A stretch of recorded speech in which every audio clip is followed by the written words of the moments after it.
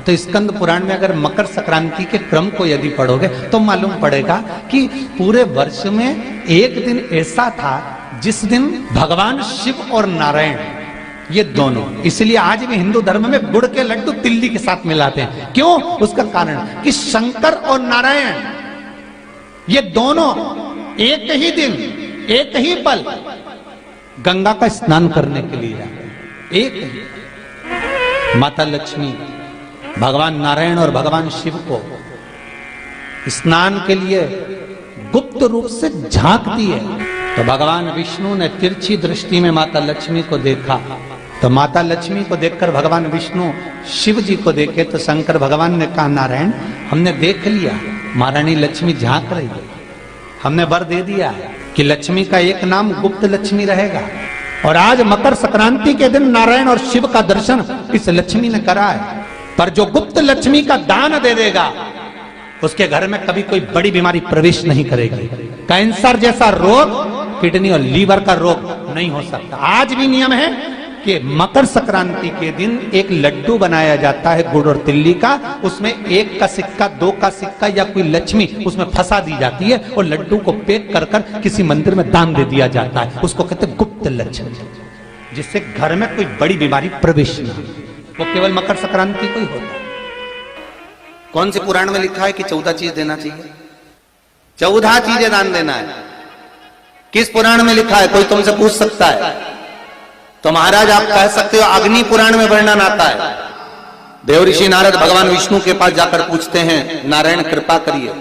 भगवान विष्णु ने पूछा क्या बात है, बोलिए देवऋषि नारद क्या चाहते हैं, हमें इतना सा बता दो।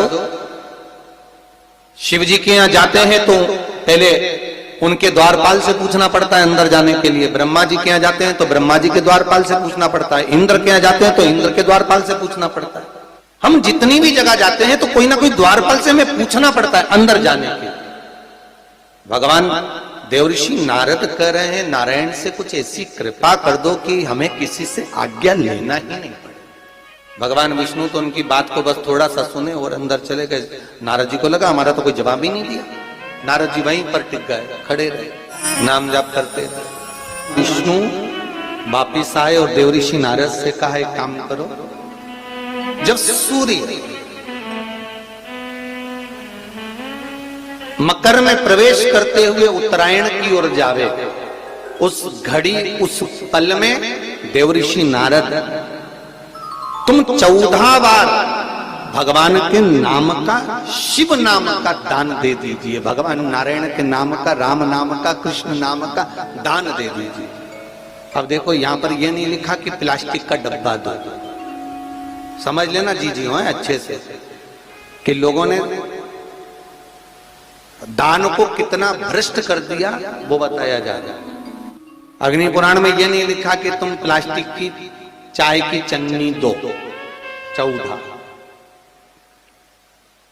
बाल्टी दो 14, या प्लास्टिक का डब्बा दो 14 है। यहां पर यह नहीं लिखा है कुछ भी हो। यहां क्या लिखा अग्नि पुराण में कि मकर संक्रांति के दिन जब सूर्य उत्तरायण भाव में प्रवेश करे, मकर में जावे, उस समय पर देवऋषि नारद तुम्हारे मुख से अगर 14 बार भगवान के नाम का दान 14 जीवों को दे आओगे तो किसी भी देवता के पास जाओगे तुम्हें परमिशन की जरूरत नहीं पड़ेगी, तुम डायरेक्ट प्रवेश कर जाओगे। डायरेक्ट। अब तुमको अगर वैकुंठ में डायरेक्ट प्रवेश करना हो तो बिना पूछे, तो उसके लिए कहा ही मकर संक्रांति पे दान दो। तो किस चीज का दान देना है हमारा? प्लास्टिक का डब्बा नहीं, बाल्टी नहीं, चन्नी नहीं, किस चीज का दान? तो कहा अगर देवर्षि नारद आप दान दे रहे हो तो 14 नाम का दान दीजिए। 14 जीवों को नाम का दान दे दो, भगवान के नाम का भजन करो। और अगर संसार के लोग दान दे तो किस चीज का? तो के अन्न से बड़ा कोई दान, अन्न से बड़ा कोई दान। आज भी नियम है कि मकर संक्रांति के दिन एक लड्डू बनाया जाता है गुड़ और तिल्ली का, उसमें 1 का सिक्का 2 का सिक्का या कोई लक्ष्मी उसमें फंसा दी जाती है और लड्डू को पैक कर कर किसी मंदिर में दान दे दिया जाता है। उसको कहते हैं गुप्त लक्ष्मी, जिससे घर में कोई बड़ी बीमारी प्रवेश न हो। वो केवल मकर संक्रांति को ही होता है।